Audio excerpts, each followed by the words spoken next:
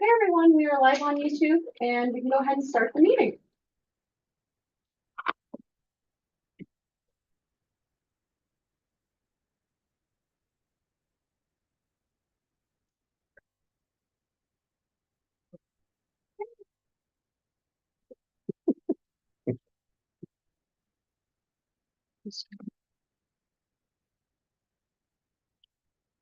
Call this meeting to order of the Bond Oversight Committee for February 27th, 2025. Let's call the roll. I'm Julie Hoyt. Hi, Karen. Councilor Nishioka, Online. online. Urban Brown.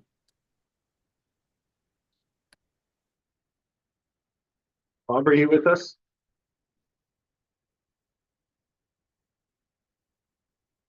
Maybe. He's on but muted. Okay. No. Right. Madam Mayor, do you want us to introduce staff as well? Yes, please. Josh Eggleston, Chief Financial Officer. Scott Archer, Deputy City Manager for Community Services. Kelly Lakeschmidt, Management Analyst, Budget Office. Brian Martin, Public Works Director. Krishna Namburi, Acting City Manager. Let's go back. Rick Barnes, Assistant City Engineer. Aaron Kimsey, Assistant City Engineer. Alan Dan, City Engineer. Rob Romanak, Parks Planning Manager. Perfect. Scott, did you go? I missed that. Yeah. Okay, thank you. Thank you, Mayor. All right, I'd like to call for approval of the December 19th, 2024 meeting. I will move to approve. I will second. And, oh, yeah, yeah. So, All those in favor? Aye. Aye. Aye. All right, we see a hand. All right. Any opposed? And Kelly, thank you for these. I think this is the first meeting where we've had minutes from the last one. It's very helpful. Yes. Okay, do we have action items? No. Do we have new items?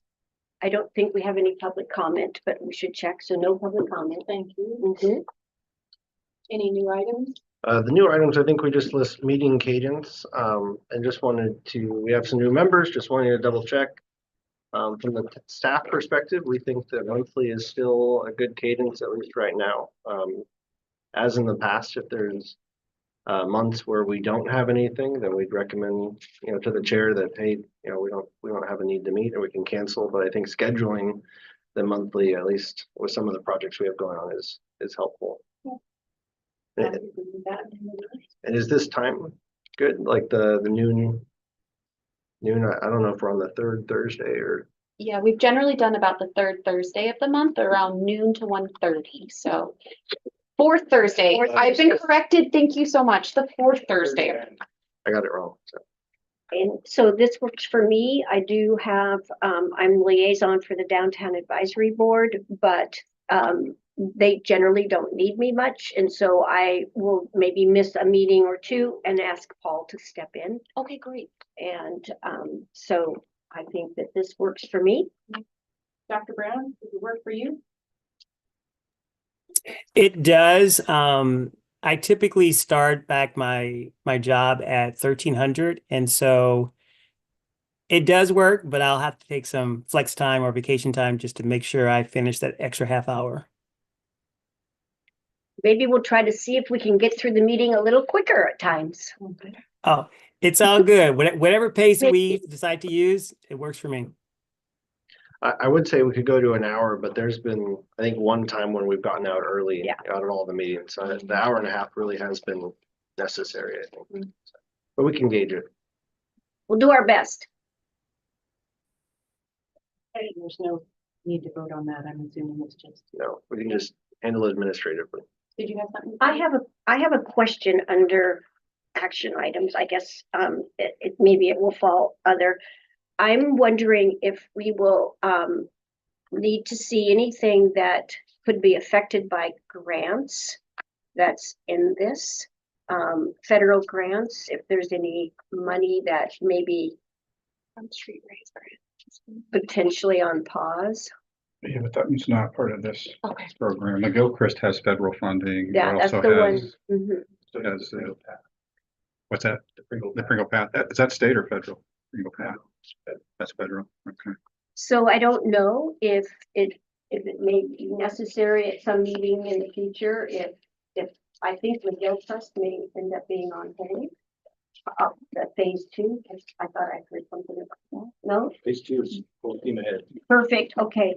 So basically, I'm just asking if we have any information on potential federal grants that are not certain. That'd just be nice to bring forward to all of us. Okay. We could do that at the next meeting. I think it's just going to be just limited to a couple. Yes, Perfect, great. Thank you very much. Thank you. That was all I just wanted to ask about. Anybody else? On to the management update. Project updates, the project schedule update, Mr. Van. yes.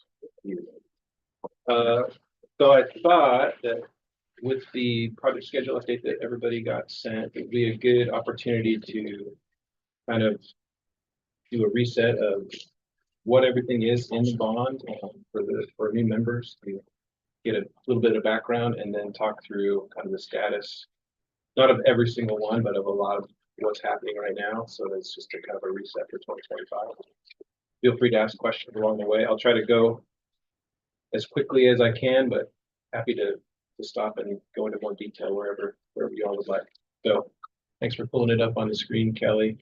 The way our schedule is, the way we laid out this schedule at the beginning was really with when the bond was approved in 2022 for $300 million was kind of how are we going to schedule this work to fit within what we thought would be roughly 3 installments of $100 million that would come to us, and that was the structure that we knew would keep the tax levy level, so we could all the money wouldn't come in at once, and we couldn't spend it all that fast anyway, right? So knowing that was kind of the structure the money was coming in, how to line out the projects in a way that made sense, and we adapted that as things have changed and evolved. But that was what this tool was originally meant to be, and kind of just tracking against that original schedule going forward. So the schedule starts in transportation, and the first 4 projects are some of the biggest ones in the portfolio. They are major urban upgrades, so where we're basically doing a full rebuild and in most cases widening to add bike facilities, sidewalks where they're missing, stormwater, etc. So there's a lot that goes into these projects. They have the longest design lead and the longest time to get from beginning to end. The initial one in that we've talked about a little bit is McGilchrist Street, and we had some other funding outside of the bond that let phase 1 happen very early on in the program, and so that phase 1 is wrapped up. That was the middle section of McGilchrist. I think most folks know between or around the intersection of 22nd and McGilchrist. So we added a signal there, realigned that intersection, and that work is done. Phase 2 is out for bid right now. And sorry, no, it's been awarded. It's an award. So phase 2 has been bid and awarded, and there's utility relocation work underway now. So the Northwest Natural and PGE are out there getting ready for the construction to happen. And our contractor, North Santiam Paving, will be getting underway very soon. Great news on that project. Engineer's estimate was around $9.5 million, and the low bidder, North Santiam, was about $6.5 million. So a really substantial savings there. We had 7 bidders on the job, so good competition, and a lot of them were down in that level. So it's not like somebody made a mistake or anything like that. Just good competition for the work. So that was good to see. Some unit price quantities for things like asphalt, concrete that we haven't seen in a while. But good news for project bidding. Hopefully a trend. Yes, hopefully. So is McGilchrist closed then for a while, or is this work being done while people can drive? So this work we're going to do a little bit differently. We will keep westbound traffic open throughout, Okay, and eastbound traffic will be detoured. And there's been a lot of communication with the business owners out there.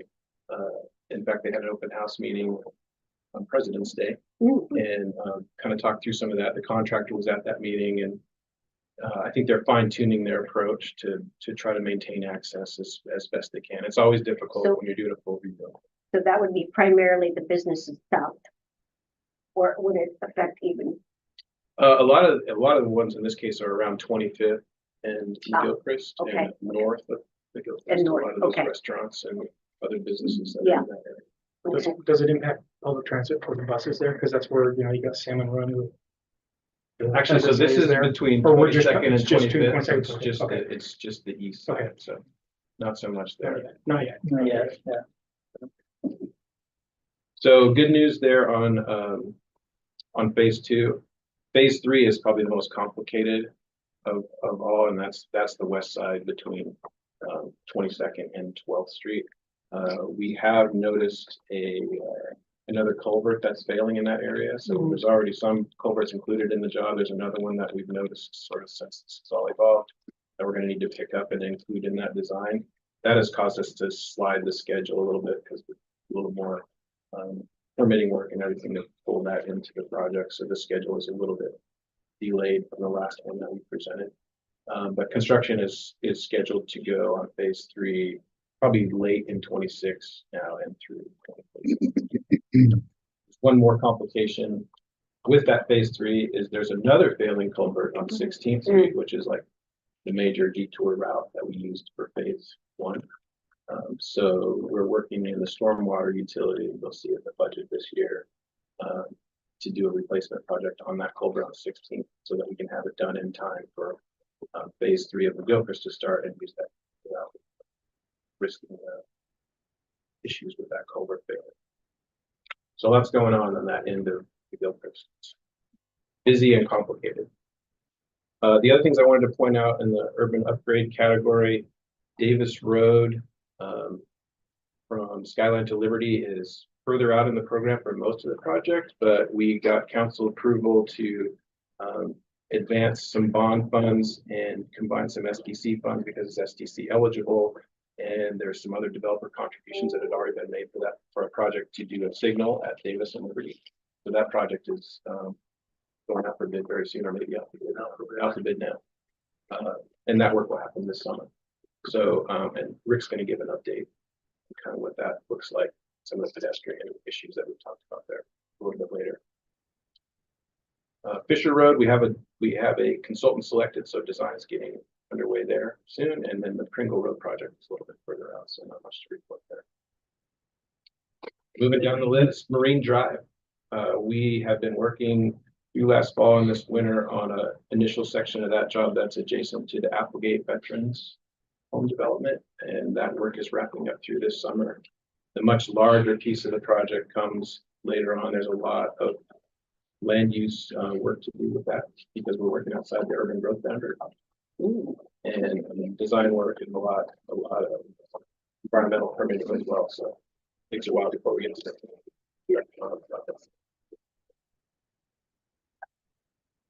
got it. So halfway down the page, bridge rehab. We have 4 bridges, 3 on Mill Creek and 1 on Pringle Creek that we are strengthening. All of those bridges are load rated right now, which means larger vehicles can't cross them. We'll do some rehab work on those to remove those load ratings and bring them up to standards.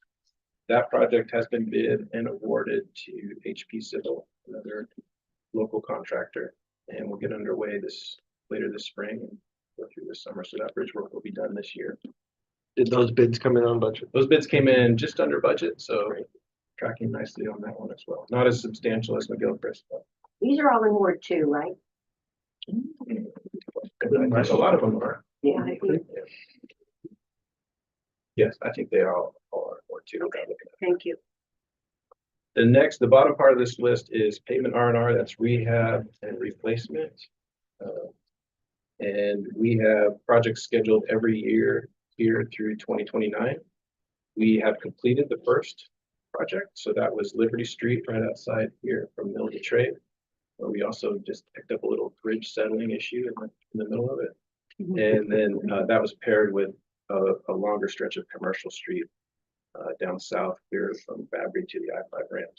Some great news on that project. We won a first place Asphalt Paving Association of Oregon award for that project. It was recently awarded this last month, so. Wow. And if Yeah. you've driven it, it rides really nice. It does. So that's good news. Who judges that? The Asphalt Pavers Award. Wow. It's mostly a contractor group that specializes in paving projects, and they get together. They was at the convention center. So that's a big deal for the contractor. Yes. Yeah, that's cool. That's cool. Yeah. We get a plaque with contracting crews' names, paving superintendent, and then our project manager and inspector. Very cool. With that for display in the office building. Yeah. A nice honor for the project. And then going forward, we have more pavement rehab and rehabilitation every year. I wanted to point out just a couple of things with these, and then we'll happy to answer questions, but we can kind of move on. Going forward, a lot of these projects, we're paving over areas where we've got utilities that are old or aging or have condition issues. So we've worked in the CIP and the utility budget, try to fix those along with these projects so that we don't have a need to go back and dig up brand new pavement. Okay, good. Yeah. So the Silverton Road project, which is happening beginning in 2025, there's a big sewer rehab component of that where we're doing a curative place pipe under that roadway. Mr. Dan. Yeah. May I pause you for just Sure. a second? Dr. Brown's had his hand up. Oh, I'm so sorry. I am too. I've been remiss. Sorry. Oh, no worries. I was just going to wait until you were done, or I can ask now. Go for it. So just two things on the form. I like the layout. I'm all about it. But would it be helpful? No, could you possibly put on here who won the bid, like which construction company? Sure. And in the second one, in the first column where you have the amount, Yes. is it possible to add the number of the ward that this is taking place in? Sure. And the reason I'm asking is because I don't know where all these addresses are. I don't have them memorized in my head. So it'll be easy for me to see, oh, this is in Ward 5, this is in Ward 6, if that doesn't create too much work. Yeah, no, Please. that's easy. That's easy to do. We can add the ward for sure. We do have the local vendor report coming up next that shows all the contract awards. Okay. We can add information here too. Okay. Thank you so much. Yeah, you're welcome. Thank you. I think that's all I wanted to say about pavement R&R, other than that with that utility work, sometimes they stretch out the two construction seasons. So like the Silverton Road, we're going to start the sewer work later this spring, and construction on the roadway will get underway this fall, but it'll stretch through the summer of 26. Yes. Would that be especially true if you're needing to do utilities underneath or any other work that might end up happening Absolutely. seasonally and then they Yeah. follow up? Yeah, but we want to take the opportunity of doing this big construction project in that area to try to fix what we can while we're there. It's an excellent idea. All right, so moving on to page 2. I think I'm going too slow. I apologize. One thing it's gonna be. So the top of this page focuses on bicycle and pedestrian improvements. The Pringle Creek Pathway Project is one that we mentioned that does have some federal funding. This would connect from right outside City Hall here, underneath the Commercial Street Bridge, along the north side of Pringle Creek, under the railroad tracks, and over to Riverfront Park. There's a lot of complications with doing that related to railroad, related to environmental, bridge crossings. So it's a very complicated little trail project. We just got the IGA back from ODOT on that, so we're ready to get going on. In fact, we just selected the consultant as well, so we're moving forward with design on that project. State Street. Alan, Yes. I wonder if you could share that this is just partially funded. I mean, maybe Correct. point out what the total cost is versus what the bond's contributing. Right, correct. So the bond is contributing 3.6 million to this, and total cost is around double that, It's almost 10. almost 10. So the rest of that is federal funding. We'll update that too for them. Yeah, we can do that. Do you feel like the project will get pushed out with the complications? Alan? We have pushed it out a little bit from what we originally showed, but we're still in the same construction window, and that's where we're hopeful to remain. And we'll keep the group updated on that. State Street bike lanes is another one where we're doing pavement R&R, but also reconfiguring that stretch of State Street between 13th and 17th to add some bike lanes and make some signal improvements. So that project has been in design for a little while. Moving ahead, Union Street Family Bikeway is connecting on to the project that we had done previously with not bond funds, but mostly federal and urban renewal funds, and bringing Union Street bike facilities and sidewalk improvements around the corner over to 12th. Past committee members will remember we had an awkward ending place for that project and how to get folks from the 12th Street side of the tracks over to the promenade side on the other side of the track. So we've made some modifications to that design and brought striping for the bike lanes further south to where there's already an existing crossing to get it over to the promenade and make it easier for bikes and especially to get over and make that connection. So spent some time sort of refiguring the concept, but we're moving ahead with design. Can And I add then one more thing, Ellen? Sure. Just for the folks new to the committee.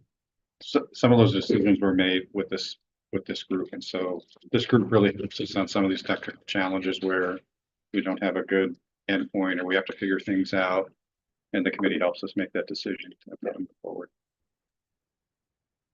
The last three categories there, or the last three projects in the bike ped category there, safer pedestrian crossing, sidewalk infill, sidewalk replacement. Those are categories of funding that we have to do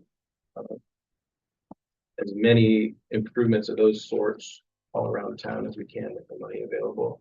As Brian mentioned, the committee has helped us develop a set of criteria for selecting those projects and spending that money. And we're planning to come back to the group in March with a comprehensive update on where we're at there. We essentially have, I think, packages of projects ready for consideration that this group will consider, and then we'll take out for one more round of public input. Bike ped improvements. Moving on to parks. So the bottom half of this page 2 is all playground replacements. We have reconfigured the order of these since the beginning of the program based on kind of the priorities that we got from the Parks Department about where things were kind of falling apart the fastest. So Livingston and Morningside are the first two parks we'll replace in playgrounds this summer. Those projects are about to go out to bid. It's going out as one. Yes, one contractor will do both. And then Riverfront Park Playground is another one to mention where we're combining that replacement with a grant project that Rob secured through the Oregon Parks and Recreation Department to do the natural play area. So we'll work those grant funds together with the bond funds to do all of that work at once in the park in 26. And now, again, we're planning to do public outreach in April on that project. The open house at the library on April 12th. There's something called a dirt slide, right? Mountain slide? Mountain slide. Yeah, Yeah. I'm excited to try it. It's all about dirt sliding when I was a kid. Okay, and then the rest of the playgrounds, you can see they're kind of spread through the program as we go forward. Moving on to page 3. The top part of the page is athletic court replacement. We identified 5 with the bond to resurface or replace tennis or multi-sport courts. The first 2 were done this last summer at River Road and Sumter Park, and the final 3 at Highland, Hoover, and Morningside are scheduled to go to bid here and be done this summer. In some cases, we're adding pickleball facilities. At Hoover, we're adding a futsal facility based on the public outreach we received there. So trying to fit with the neighborhood needs for those parks. And I know request for pickleball, right? Adding that striking. What's the other word you used? Futsal, it's like hardcore mini soccer. Oh, Yeah, Heavier, smaller soccer ball. yeah. So we got a small grant to help fund that at Hoover. So I think that's sort of like the goals on the surface, right? Yeah, basically creates almost like an indoor, like a caged in soccer field. Also it comes with basketball hoops, so it could be a basketball court and or a mini pitch soccer field. But it's open to the air. Yeah. Okay, moving ahead to, so that work will be done this summer. Moving ahead to the sort of the rest of this page, there's several categories of improvements like restroom facility, either new or replaced, park shelters, and sports field rehabs. And you'll see the color coding there. That means we're doing that type of improvement at the same park, right? So for instance, Bush Pasture Park is kind of pink, and it gets a new restroom or a replaced restroom facility and new shelter. So that's how we tried to show the type of improvement, but also the geography. The first projects that are happening in kind of these categories is Gear Park, which is orange on these sheets. So it gets a new shelter. We're rehabbing the fields out there, including which we talked about this with this committee for the baseball fields to extend the play that can happen out there, and a new dog park, which is on the next page. We will be bidding that project this spring, and it goes to construction along with the skate park, which is not bond funded this summer. The McKay Park is the other one I wanted to highlight here. Was originally planned to also go this summer with new restrooms, sports fields, and a shelter. But after talking with parks, we recognized that we'd be shutting down a large chunk of the city's fields by doing both those projects at once. So we pushed the McKay project out one more year and talked here with the community about that last year. So that will go in 2026. And then the rest following later in the program. Moving on to page 4. Mitchell Brown Island Park parking lot pavement rehab is complete. First project along with 2024 done out of the box. We finished that project on budget with a little bit of savings, so that's good news there. And it had lots of good feedback about the resurfaced parking lots, especially at the dog. And then there is a new dog park also scheduled a little later in the program at Fairview Park. And we are working with Rob on incorporating that with other improvements that are kind of part of the initial master plan. Yeah, so that'll be rolled up together. Parks, paths, this is hard to say, park paths and trails is another similar kind of category of money that we have to make improvements throughout all our parks.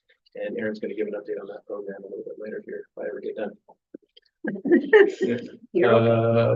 Technology and cybersecurity. I know Josh has a enterprise resource planning. I try not to call it the ERP. I've never heard that one. No. He's got an update on that in a minute.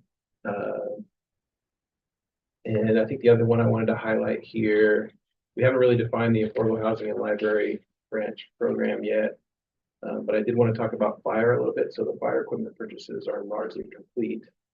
And fire station, yeah, there's a little bit saying there. With fire stations, we have identified potential sites for the replacement of Station 8 and then a new Station 12. And we'll be proceeding with acquisition for both those sites this year. The construction is a little bit further out, and I think so we're holding that right there for now, and then depending on where budget's at, we'll decide whether to continue there or not.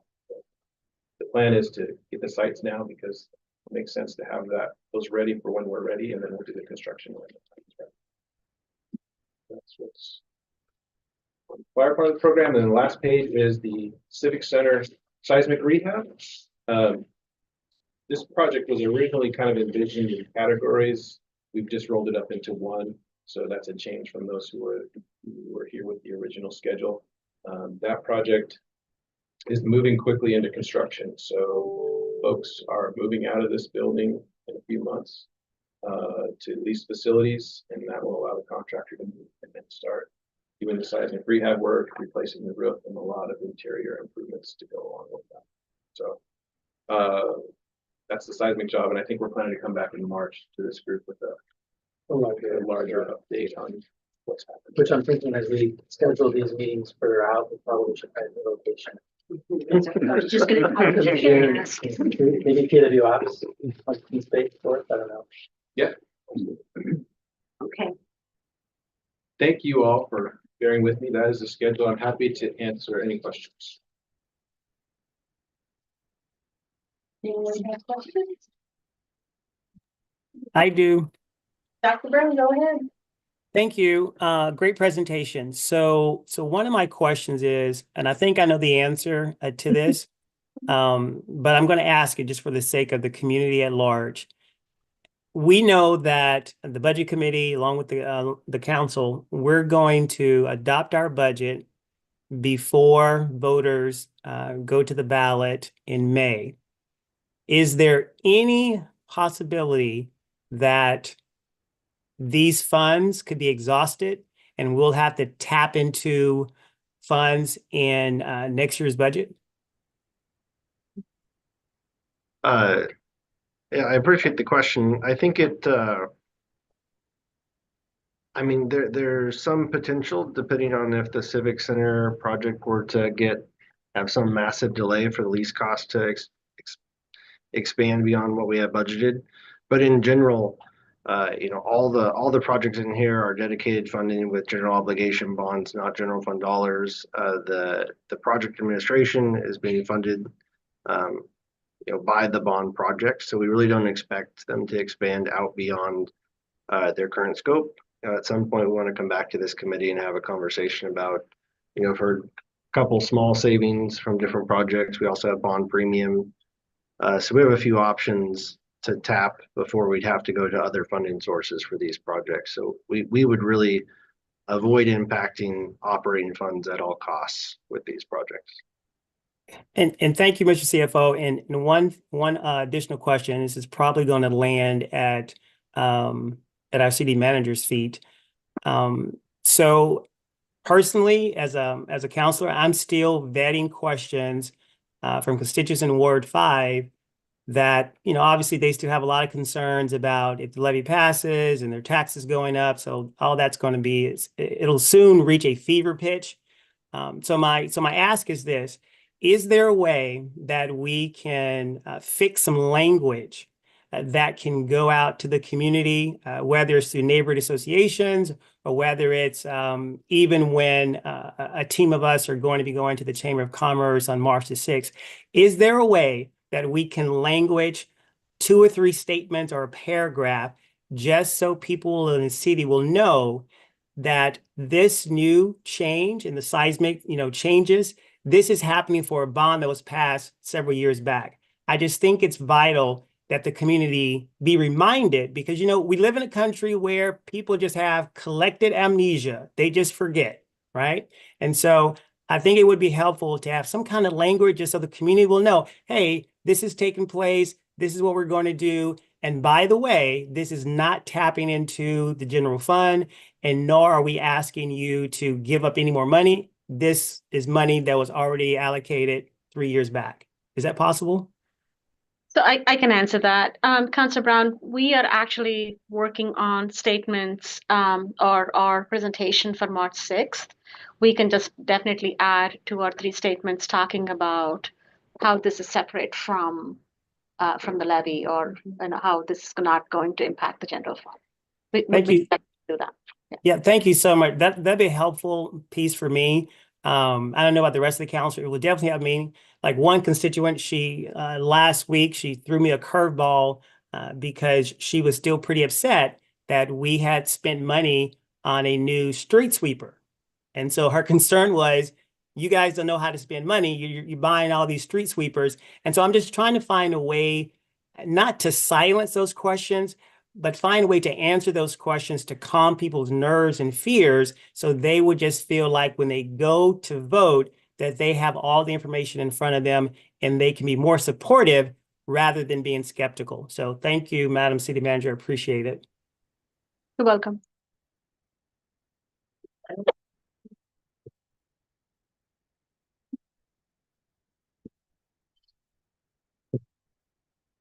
Okay, so any other questions? Project? If not, we have the vendor report. Mr. Kelly for clearing it up. So this is a report we've done almost every month for the committee. And Councilor Brown, this is where it shows all the, both consultants and contractors who've been awarded work. And so it's just listed by project, everybody who's working on bond projects and the amount that they've been awarded. The kind of critical part or the key part that I always look at is the last page where we give the breakdown on what's been awarded locally.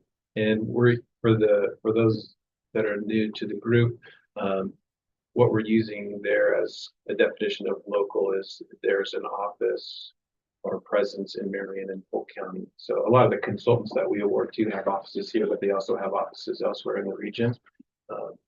But if they have a base of operations in Marion and Polk County, then that is considered local for what we've been tracking here. And the good news is if you kind of go to the bottom line in the blue summary stage on page 3, we've got about 80% awarded to local contractors so far, local contractors and consultants out of $31 million. So that's tracking really well.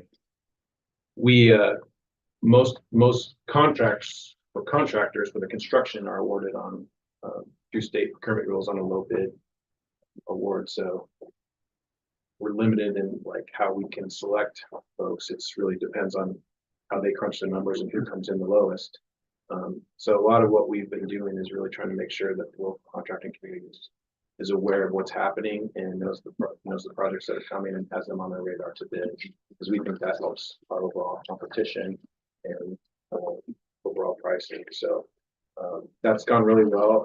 We just met with the chamber, our second annual sort of here's what's coming up in the bond presentation. I think there was about 60 folks that showed up for that.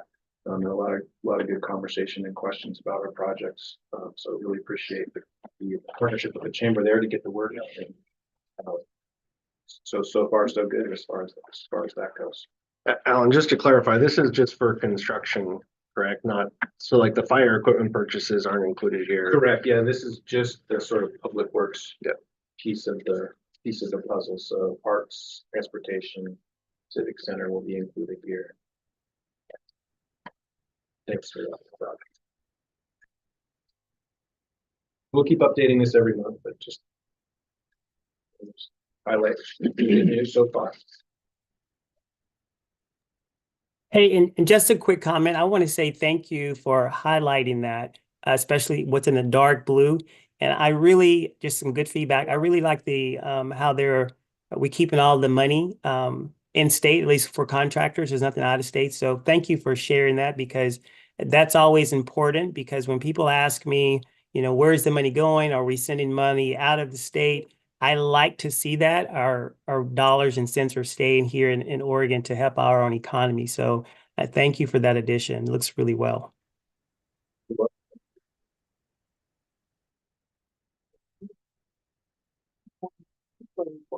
So right after the schedule is the cash flow report. So kind of similar to, right after the local vendor report. So, but kind of similar to the schedule.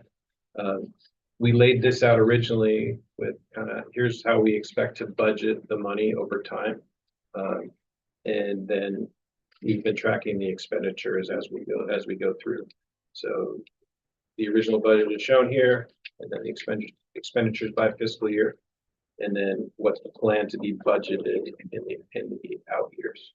I don't know if you all are like me or if this is just my engineering slightly obsessive tendencies, but the first thing I do when I get a spreadsheet like this is try to do the math and see if it works.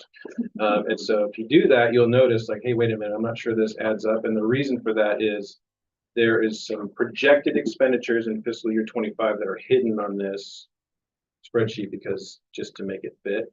So that's why you go through and add this up, you'll come up with a slightly different answer. There's some additional expenditures that aren't shown here. We're projecting between now and the end of the fiscal year. That makes up the difference. So I just wanted to point that out. I think I'll try to change that the next time we bring this through, so it's a little bit clearer. Okay, thank you. And then I think the other. So this is really just for your information, and we try to update this periodically. That's all I want to say about that, unless there's any questions. Can I add one thing? Sure, please do. So one thing why this is important is this really determines when we have to do the next issuance. So when we have to sell the next round of bonds. So when you sell bonds, you have to have a reasonable expectation to spend 85% of the proceeds within 3 years. It's part of the tax exempt bond rules. So we work really closely with engineering in this document in particular to see, okay, when do we have to issue the next dollars? When are we running out of the current cash we have on hand? And then how much do we need to issue the second round to make sure we can hit that 3-year requirement? So just so you all know, we are working on that. At this point, it looks like we're still looking at spring of 2026. So early that year for that second issuance. The one thing is we might be looking at a smaller amount, maybe not needing quite the full 100 million, but looking at maybe like $80 million just to hit that three-year requirement, as it's kind of the natural progression that things get stretched out a little bit. So we started with a 10-year expectation. It really might be more like 11 or 12.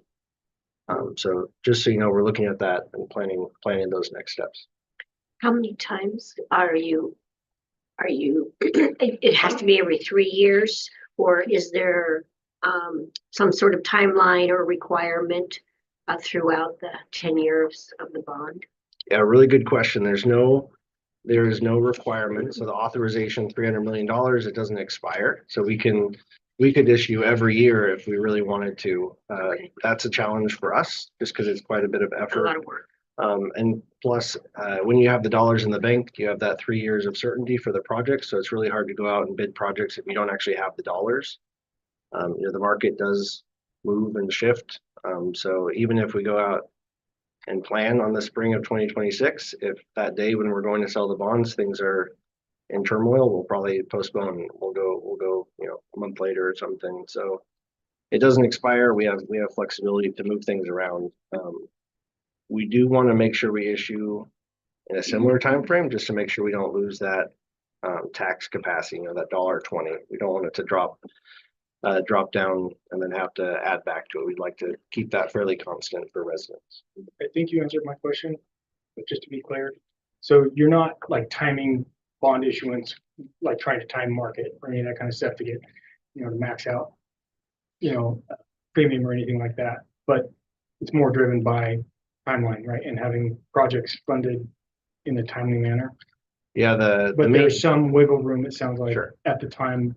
That's, hey, it's probably time that we issue some more bonds, but Yeah, you have a little bit of wiggle room. exactly right. So we're trying to issue, and it's driven by the project timeline and when we need the actual cash.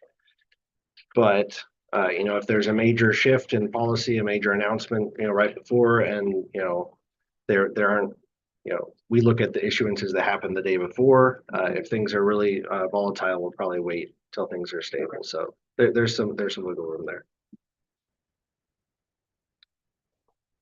It does seem like every day is a new day.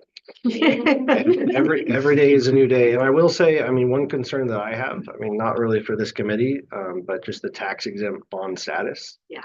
There has been conversation about removing our ability to issue tax exempt bonds, which would be a pretty extreme impact for this program. Wow. That's May I ask another question, please?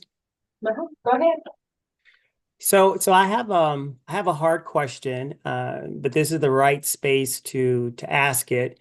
And it's a question, and it's also something for us to, I think, really reflect upon. So I think it was this week, it feels like forever ago, but Madam Mayor, during our council meeting, we recognized women in construction. And obviously, recognizing women in construction and folks who are, doing this work, especially from marginalized communities, I think it's vital for that. I heard earlier that this RFP process, there's some kind of tool that you use when it comes to who is going to receive this award. What are we doing in light of so many, entities and businesses and including cities who are dismantling and erasing all efforts when it comes to DEI. So what are we going to do as a team to make sure, for instance, like women in construction, making sure that these smaller businesses are these businesses that that reflect our community? How are we going to make sure that they are still in the game to make sure that they can receive some of these awards when they bid?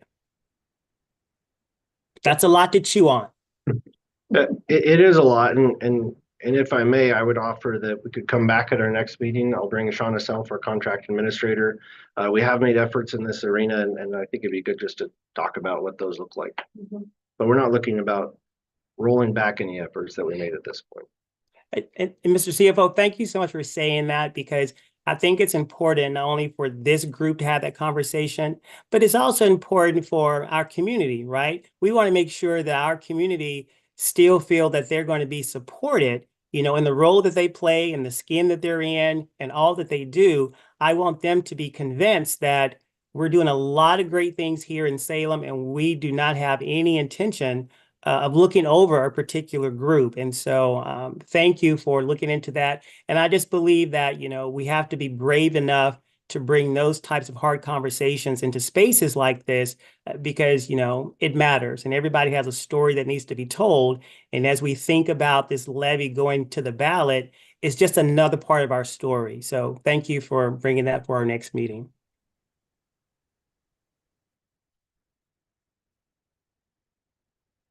Gosh, was that the oath? So I can talk about the ERP. The banner entity. Yeah, That's the way to use the name. You started, Alan. Yeah, may I ask you a question seriously before? we Yeah, move on? absolutely. That tax status you mentioned, I can't remember what you called it. Yeah, the tax exempt general obligation bonds. Okay, and that's coming from the Fed, is that? Correct. So there's been some conversations in Congress about, when they're looking at tax savings, one area where, we get a benefit and people who buy our bonds get a benefit is our tax exempt bond status. So when they buy one of our bonds, they don't pay taxes on the proceeds of that, on the interest earned because of that status. Okay. And nothing has happened that is concrete. Nothing concrete, just conversation. So publications that I follow, other groups that I follow have raised it as a concern. So there's still, lobbying happening, things like that. So I'm not sure how real it is, but certainly something I'm following. Okay. And no timeline for any kind of determination. No, not that I'm aware of. Okay. All right. Thank you.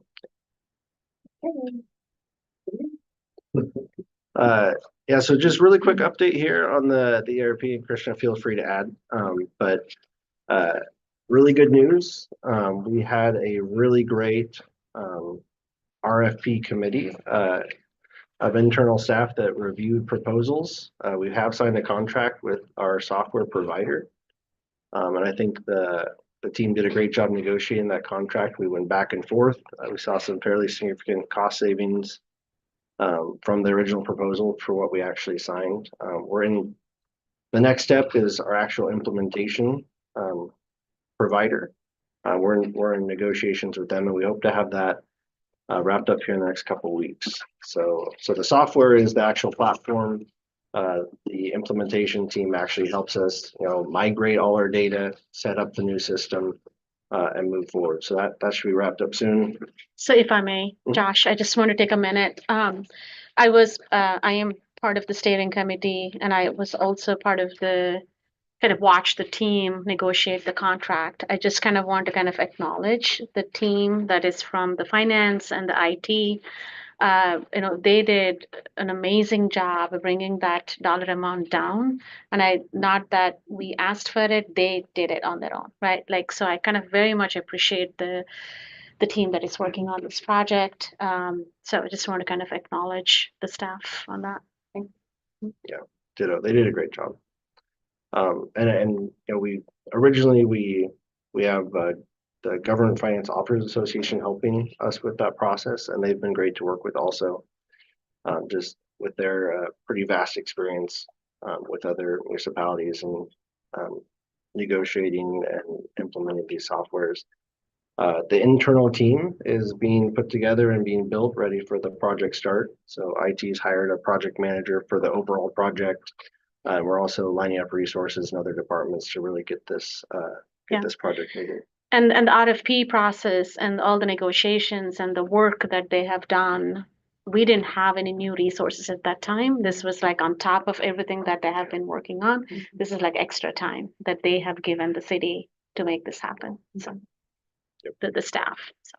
And going forward, the resources that are dedicated for the project will be charging to the bond project for the implementation.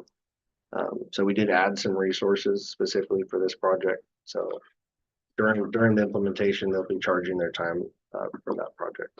And we're, you know, the current thought process is a very aggressive implementation. I think Christian and I are realistic that it's probably a little too aggressive. It might be pushed out a little bit. But you know, within the next couple of years, we'll be fully implemented. Does the,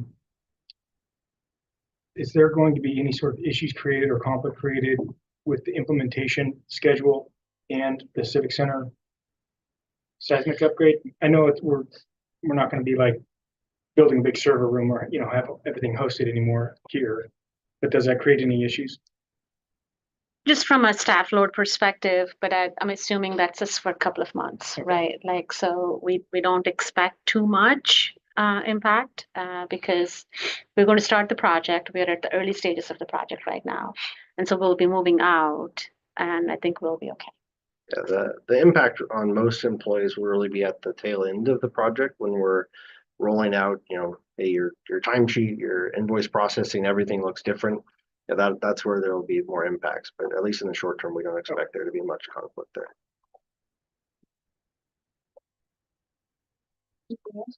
No, just wanted to keep you all updated. You know, we'll come back here next month and hopefully tell you that the implementation contract's been awarded also. Any thoughts or questions, anybody else on that? Okay, moving on to continued business.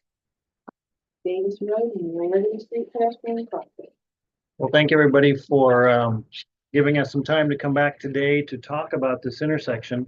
Thank you, Kelly, for pulling that up. So just as a little background, this project, Alan kind of alluded to it, was an early one of the arterial improvement projects. And we actually came to the committee during last year to really kind of work on a couple different strategies for providing pedestrian connectivity in the area. For your situational awareness, I mean, this first sheet basically shows that the intersection, and on the east side of this intersection, there's not any sidewalk that is there. It's basically a big hill that's there. So there's a big missing chunk of sidewalk and curb through there. So we looked at different options for being able to bring pedestrians safely to the intersection. And we looked in the immediate area as well to see how everything is functioning. And so north of this intersection, there's a pedestrian crossing. I'm blanking on the name of the street that's up there, but it's the first street to the north. Holder. Could be Holder. Where pedestrians and kids going to school can come down and cross Liberty Road there. From the south, you might see that we show just in the new pedestrian crossing that we're proposing just right around this Big Fir Place. That's where the sidewalk currently ends on the east side, and can bring, similar to what's up north, we can bring pedestrians across and get them over to the west side of Liberty, and then finally up into to Crossner Middle School. We've had great collaboration on this. You know, Bob Courtwright has helped us a lot on this, and actually Bob and I talked a little bit about it earlier today, looking at different things, and we still might have some tweaks as far as the striping on the north side, but as far as the pedestrian crossing goes, the next page shows what we are proposing, which is pretty standard to what you'll see around town, in the aspect of it's a raised island in the middle of the roadway. We have rectangular rapid flashing beacons there, so those will be pedestrian activated. when somebody comes up there. And then we put some curb on the east side as well, because currently it's a very wide section of asphalt through there. To stay within budget on this, because that was really one of the original drivers, was we were going to ask for additional money. And the comment was, hey, can we do something a little bit different and save some money? That's where we have done on this, and to where there's really minimal excavation that's going to be happening out there. The island and the curb on the east side will basically be poured on top of the asphalt, pinned to the asphalt. So it's still a permanent installation, but it's much more cost effective that way. But everything is looking good on this. We are currently out for bid right now. Bids will close in about 3 weeks. And we will know the exact dollar amount at that time. But as far as location wise and the like, we think we're in a good spot there to be able to provide safe pedestrian crossing for the kids. As one last final follow-up, this is an area where comment had been received, hey, can we adjust the speed limit out in this area? And that is something that we can look into, but not until the intersection is done, having to do with the regulations on that. So any questions anybody has on this? I would Yeah. just, by adding that signal and this pedestrian crossing, that'll help slow people down on the road. So when we go out and do the study to set the speed limit, people should be going slower than they would be now. So that'll help us hopefully get a lower speed.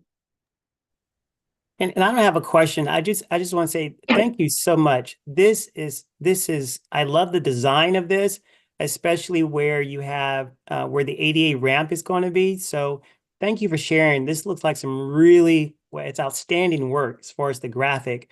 But just thank you for being so attentive to the small little details. So thank you and your team. Thank you. I have a technical question. I live in the Pacific Northwest, not the Pacific West North, so I'm curious what the east south is. It should be the southeast corner. Okay, I just want to make sure. Yes. That was like an engineer thing. No, that is not it will not affect our bids on the project, I can tell you that. Surveying. He's dyslexic, so. Yes, sir. Surveying. Squared away. I think we're good there. Okay. But thanks for the feedback. I appreciate it. Sorry, it's really. That would be great. Kind of loving sitting there. We all have our, Right. and make sure the other's west. east. Text math and the directions. That's right, so we're covered. The two of us. We could do Any other typos on this one? Questions? Thoughts?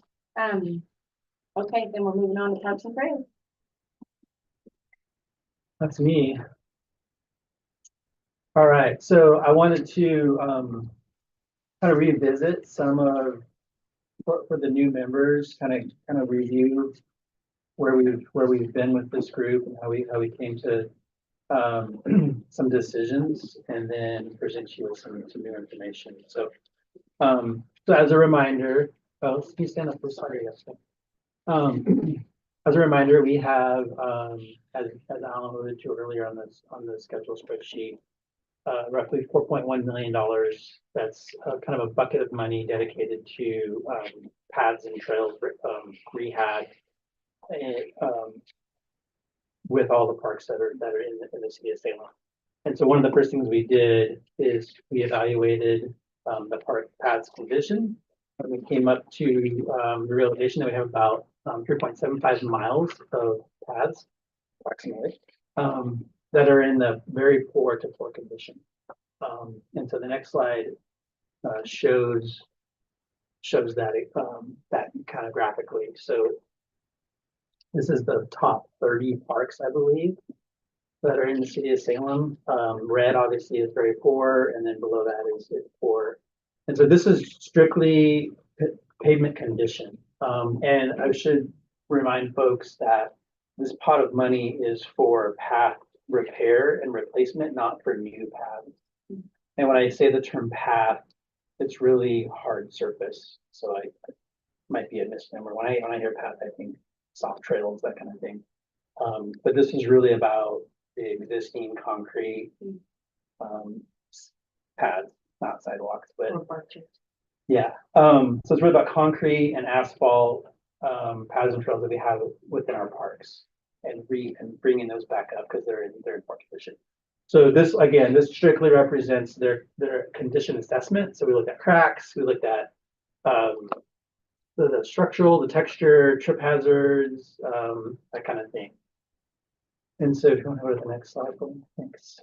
So one of the things that we brought to the committee last year was, in addition to the condition, we wanted to come up with kind of a matrix for scoring to determine how we prioritize these paths and trails within all the parks within the state number.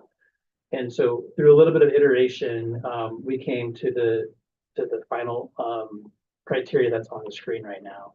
And so we weighted those based on feedback from you all.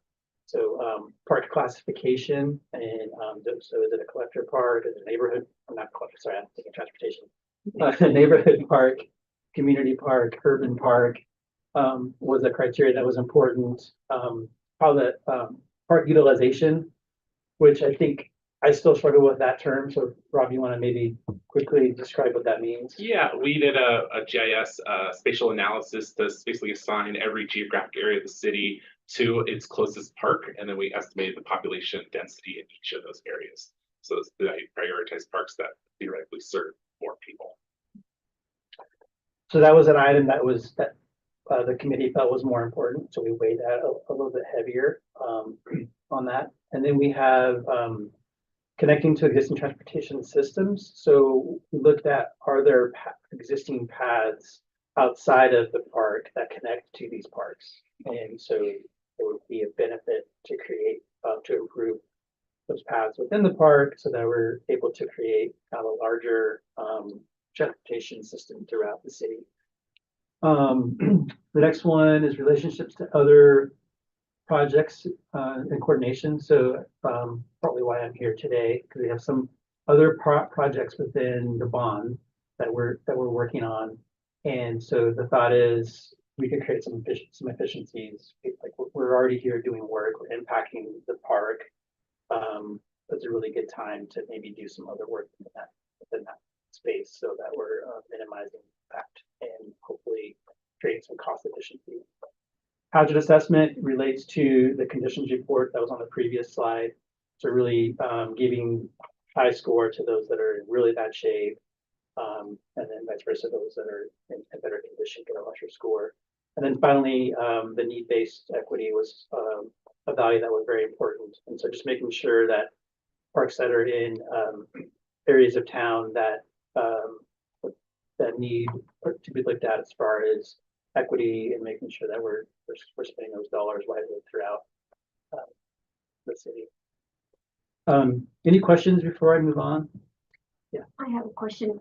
I know, and I don't quite know where this falls into the McKinley School Park pathway. Is that in here or is that like a separate category because of that trail? I know that you have been working and I think the school has, their foundation is trying to get matching funds. At this time, that part, because of its relationship with the school, was not included in the assessment work. So we have that other effort running in parallel. Thank you. I just wanted confirmation because I didn't see it here. And even though my eyes are still okay. Yeah, we're trying to make everything really small so that it's So we couldn't really plausible see it. deniability, both on the screen and on paper. So we took this group kind of gave us the rubber stamp of approval for the scoring criteria and the weights that we've got here. So Rob and I took that, and so the next slide represents there's more parks than what I'm showing here, but this is the top 30. So we took all that information and put it into our spreadsheet. Alan checked the math. And thank you. It wasn't me, so we're okay. Best kind of math. Anyway, it spit out the priority for these parks. And so so we have this list. Now, in a perfect world, we would take this these parks that are prioritized and package them together into larger projects that we can bid to the community and tackle. Ideally, we would tackle multiple parks with one project. Again, for economy of scale and making sure that we're kind of, put the contractor in different parts of the town, but not driving all over the place. And like the other bucket money projects, like the infill sidewalks that Rick is working on, the goal would be to get those prioritized parks and packages to this group, get a quick approval, and then ultimately go to council to approve and say, yeah, we're gonna prioritize these parks and move forward those improvements. Unfortunately, we have not been able to progress past just this prioritization to bring that list of projects to this group and ultimately the council, because we're short-staffed and we've been focusing on the playgrounds and the other park projects that we have going on. However, what I've highlighted on the screen are 3 parks that are getting improvements, and actually, those 3 are going to bid this essentially now for summer construction. So Hoover is one of the ones that has the sports courts improvement. Morningside has a playground improvement, and then Highland has a sports courts improvement as well. And so I just wanted to show you that those 3 parks are in the top 10, and so they're parks that we would move forward with. I assume would move forward with making improvements to those pathways if we were able to put those packages together. And so the next slide, the real reason why I'm here is because we did a similar ask last year to this group, and they agreed that it was a good use of funds, but we improved Sumter Park, which had a sports court element, and it also was on the list, where it was on the list, but it was high on the list as far as making path repairs. And so we asked the group if we could pull money from the park paths and trails budget, transfer it to the sports courts project to fund those path improvements, because they aren't really associated with the court improvement. But again, we're in the project, we're impacting the public. There are repairs that we want to prioritize, and so for Sumter, this group said yes, let's do that. So similarly, here we are today. We've got these 3 projects going out to bid and going to be in construction. The ask is, would you guys approve using the park paths and trails bucket of money, and for the Hoover project, that's about $130,000 to make the improvements that I'm showing in green that surround the athletic court. Just a quick recap: this sports court project or athletic court project is reconstructing the court, providing new fencing, landscaping, among other things. Right, there's a futsal court going in on this project, basketball hoops, benches, drinking fountain, a whole litany of things for a total estimate of $183,000, but 130 of that would be for paths.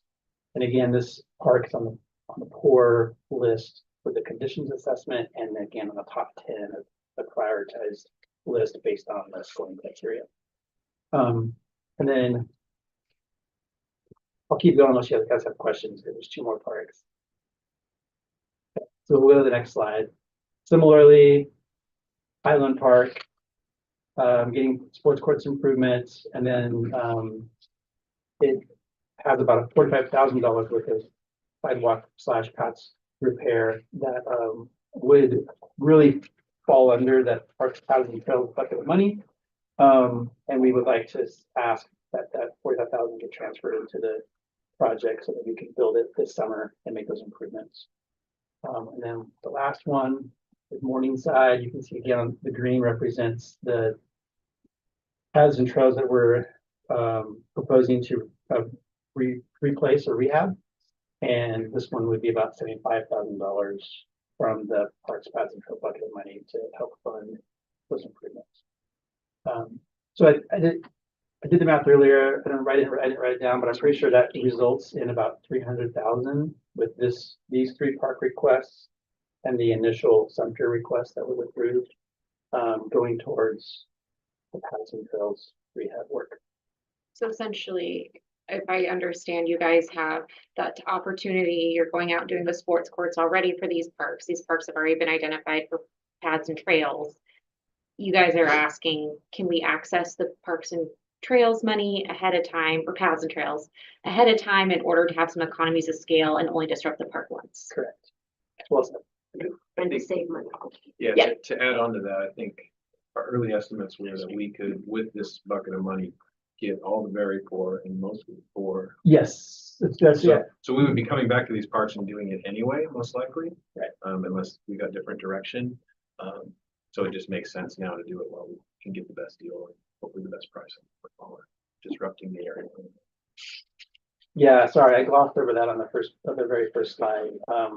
We're forecasting right now that we can afford, with the $4.1 million that's allocated for this. We're forecasting that we can actually afford to replace and improve all of the top 30 parks that are on the board to very poor.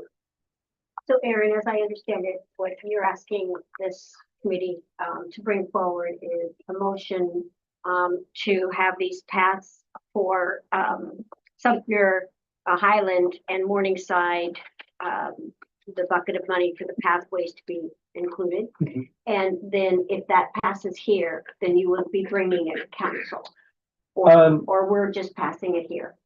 I think we're just passing it here. Ultimately, when we are able to, we've already prioritized the parks here with this list, but we want to bring a package and a prioritization of these parks to council to kind of give us the stamp that we can, yes, we're going to move forward with these improvements within these parks. That's the part that hasn't happened yet. So I so moved. So I'll bring it out if there's further discussion. I have a question. Refresh my memory. So I think with something the question was asked. This doesn't mean we're not doing something in the future, right? We're not taking from a future project to do this thing now. We're just doing this thing now. Right. Okay, just when yes, like Alan said, if we didn't have this project going to construction this summer, then we would be bringing this same park to the group at a later date. probably a higher cost. Or maybe a higher, yeah, materials, so, yeah. But since we know we're gonna be in construction, we're trying to get ahead of it and say, hey, since we're here, we wanna be able to do it now. So can I have a second? I would second it. Thank you. I do second it.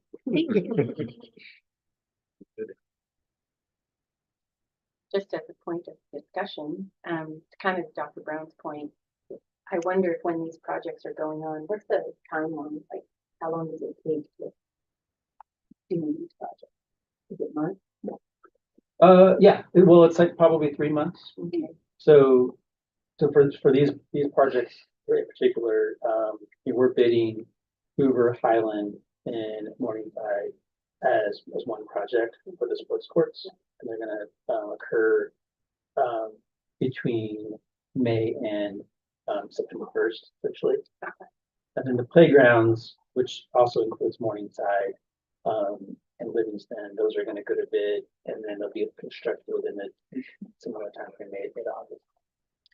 What I'm getting at is there any way to have messaging around it that says where this money is coming from, just for public perception? This is a bond of this date paying for this project. Yeah, we actually have bond project signs Oh, good. that have the safety and livability logo. Oh, We'll go in every project included. perfect. Yeah. It says thanks to the voters, Mhm. and it lists the Thank you. website, I think, yeah, it lists the website for more information. if you want to Awesome. check those out. Thank you. In addition, well, maybe you're gonna say this, but in addition, we're gonna do outreach. All of these parks are neighborhood parks, correct? Yes. Yeah. So Collective anyway, as part of the project, we send out notifications to to like kind of the user area that Mhm. would be impacted, Mhm. and we'll describe the funding source, the contractor, give a brief schedule, timeframe, so that we're all aware of it. Okay. The only other thing I could hear coming is, I hear about McKay Park a lot. That's where I live. And folks are, you and I talked about this. Folks are concerned, why, it's all we've got. Why don't we have a place that's nice for out here, So, what the response would be to that. Well, just a couple things. First, I just want to highlight, building up on Aaron's response. We promote the fact that these are funded projects, and all of the outreach we're doing related to these projects. So like the outreach we did to determine that Hoover should have a little important in it. Mhm. At those engagement points, we talk about the legacy paying for this projects. Mhm. So I hope that helps. Okay. And then specifically about McKay, that project is in design now. And the Parks Planning staff is going to attend NOLA's March 4th meeting, so just Okay. next week. Oh, good. And we'll be sharing a site plan, talking about the project Wonderful. specifically. Thank you very much. Is there like a coming soon sign you can put up? I've seen those before in other Yeah. communities. Yeah. I don't know if any of you spend any time in McKay Park, but I was on a cleanup out there a few months back. And it was, I don't remember when it was, it doesn't matter. But it's a very simple park. Yeah. And with a lot of negative activity. And it would be nice if folks could feel comfortable using the park that is in their neighborhood. So that's, Madam Mayor, Yes, sorry, Dr. Brown has his. thank you. Dr. Brown. Thanks, Madam Mayor. I'm going to follow you in your comments because I think I heard this, but I'm not sure. When it comes to the messaging, is it possible for us to share what's going on and what will go on at one of our city council meetings? I understand that this is a huge presentation, so not on this scale, but just using the council meeting as a way to kind of share with the masses. I kind of like what the CFO just said, coming soon, kind of a kind of a scenario. The only reason I say using the platform of the council meeting is because this is the place where, a lot of our constituents are going to come, and they're going to find a way to shift blame. And a lot of that blame, unfortunately, will fall at Madam Mayor's feet. And so rather than it falling there at her feet, if we can just find a way to kind of curtail some of that as much as we can, that would be helpful. Because what I don't want to see happen is, people coming to the council meetings, they have every right to, but if we can find a way just to get to some of their concerns before they raise their questions. Does that make sense? I appreciate the gestures, not having everything thrown, but I also know we can't predict what people are going to pick up on or show up for or have to say. And we just need to be ready to take it graciously and be prepared to respond. I think consistency in messaging is paramount. And also just that continuity in responding. So maybe not stay ahead, but at least not get behind. I was just going to add that we have been doing quarterly updates to council, but they're back in information reports and not as visible to the public as they could be. And what we could maybe do this next time is do it under special orders of business and have a presentation that goes along with it. That may help share that message a little bit more broadly than Right. being in an information report. And I don't, this isn't meant as a negative against the public. However, I think it's going to be a little confusing to be talking about a levy for parks when we've got this kind of thing on the forefront. So whatever we can do to just make it absolutely clear what it is we're talking about. And Yes.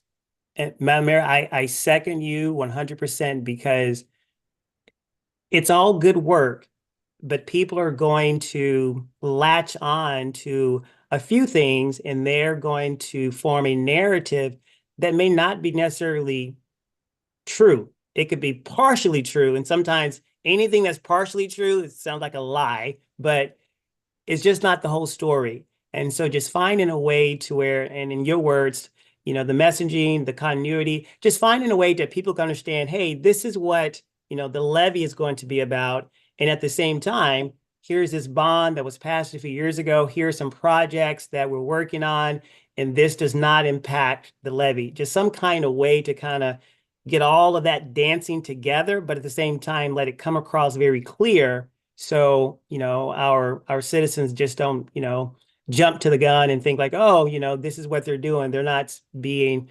savvy with our money. They're just spending recklessly. I don't want that narrative, to be kind of like, the top tier of information that's out there. Yes, so to your point, Councillor Brown, I think you're asking to see the wards on these projects, which will really help.